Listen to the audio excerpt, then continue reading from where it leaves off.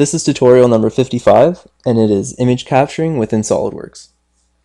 To start off, let's open up a part file that's located on the DVD.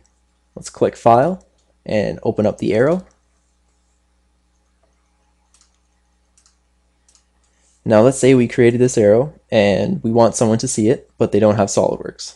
And all that we want them to do is just see an image of it. So let's say we want them to see the isometric view of this arrow. All that we have to do to put it into a file format that they can view is click File, click Save As, and change the Save As type. And we can change it to a PDF form, a JPEG form, or a TIFF form to allow them to view it. All we'd have to do is click it and click Save, and we'd be done.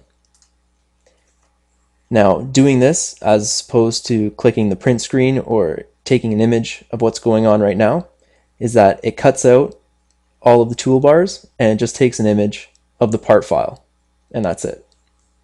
And this concludes our tutorial on how to take image capturing within SolidWorks.